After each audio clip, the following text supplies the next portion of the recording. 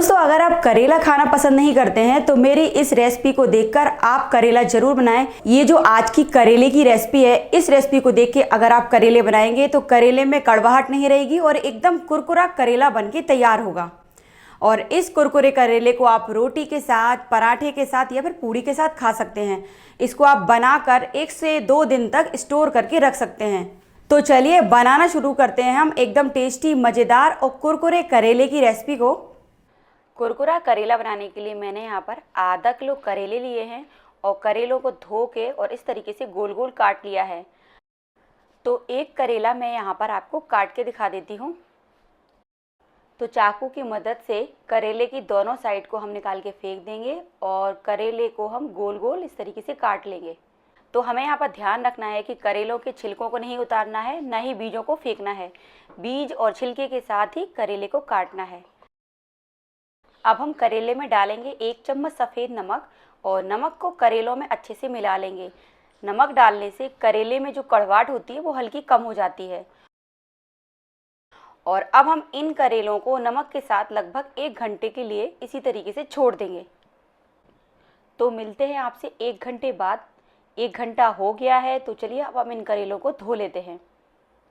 तो यहाँ पर 2 से 3 बार साफ पानी से करेलों को हम अच्छे से साफ कर लेंगे। ये हो गए करेले यहाँ पर हमारे धुल के तैयार। चलिए चलते हैं नेक्स्ट प्रोसेस की ओर। नेक्स्ट प्रोसेस में मैंने यहाँ पर एक कढ़ाई में 1 कप तेल लिया है और तेल को रख दिया है गर्म होने के लिए। करेलों को फ्राई करने के लिए मैंने यहाँ पर सरसों के तेल का यूज़ किया है। आप जो भी ऑयल खाते हैं वो आप यूज़ कर सकते हैं। तो तेल हो गया है गरम। गरम तेल में डाल देंगे हम साफ़ किए हुए करेले और इन करेलों को हमें हाई फ्लेम पे कुरकुरा होने तक फ्राई करना है। और बीच में इस तरीके से आप 1 से 2 बार चला दें। चलाने से क्या होगा, करेले जलेंगे नहीं और सारे तरफ से अच्छे से फ्राई हो जाएंगे। करेलों को फ्राई होते होते पूरे 5 मिनट हो गए हैं और इनका हल्का सा कलर चेंज हो गया है। अभी हमें यहाँ पर इन करेलों को लगभग 10 मिनट तक और फ्राई करना है।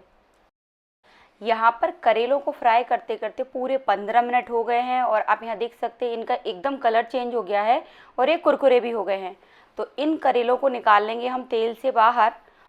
ये मैंने यहाँ पर करेलों को निकाल लिया है एक प्लेट में, जिससे कि करेलों में जो एक्सेस ऑयल होगा वो प्लेट में आ जाएगा।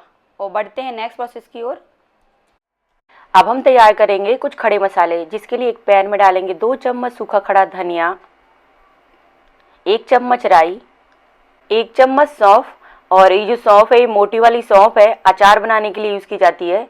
और साथ ही साथ डालेंगे 1/4 चम्मच मेथी दाना और डालेंगे हम 4 से 5 लौंग।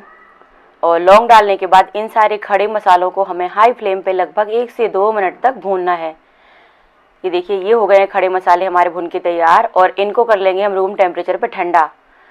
अब मैंने यहाँ पर लिया है एक कूटने वाली कुटनी और उस कुटनी में डालेंगे खड़े मसालों को और इनको हमें दरदरा कूटना है।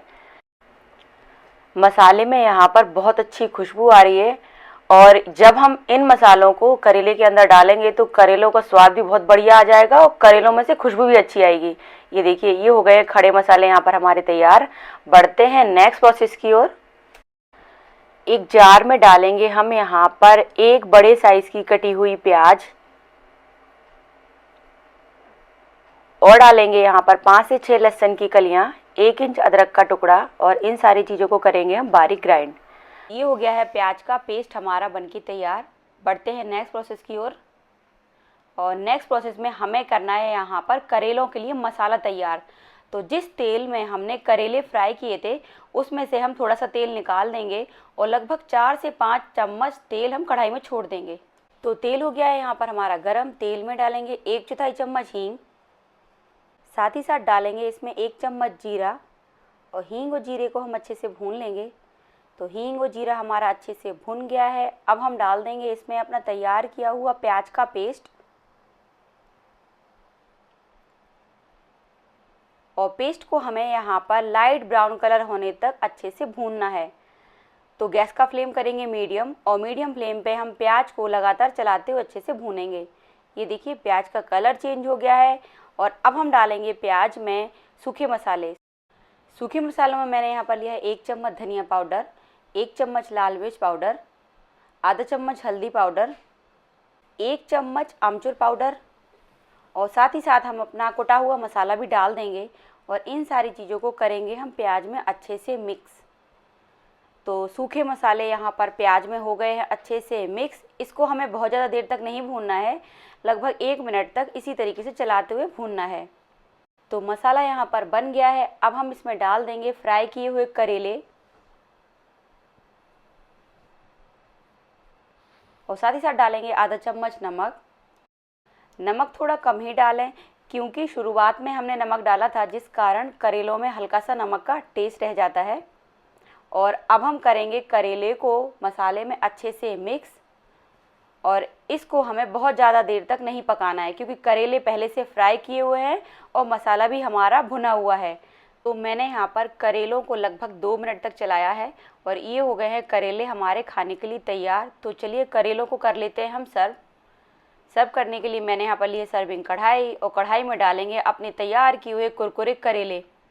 दोस्तों इन करेलों में से बहुत ही अच्छी खुशबू आ रही है और आप करेलों का कलर देखिए, टेक्सचर देखिए, बहुत ही बढ़िया आ गया है। इन कुरकुरे करेलों को आप रोटी, पराठे, पूड़ी के साथ खाइए। इनको आप किसी भी दाल के साथ खा सकते हैं। और सबसे अच्छी बात इन करेलों की ये होती है कि आप कहीं ट्रैवल कर रहे हैं तो उसमें भी आप इन करेलों को पैक करके ले जा सकते हैं क्योंकि ये जल्दी से ख़राब नहीं होते हैं। दोस्तों आशा करती हूँ आपको मेरी ये कुरकुरे करेले की रेसिपी पसंद आई होगी और अगर आपको रेसिपी अच्छी लगे तो प्लीज़ मेरे चैनल को सब्सक्राइब कीजिए और सब्सक्राइब के साथ साथ बेल बटन को ज़रूर दबाइए। बेल बटन को दबाने से मैं जो नई नई रेसिपी लाऊंगी उनका नोटिफिकेशन आपको सबसे पहले मिलेगा।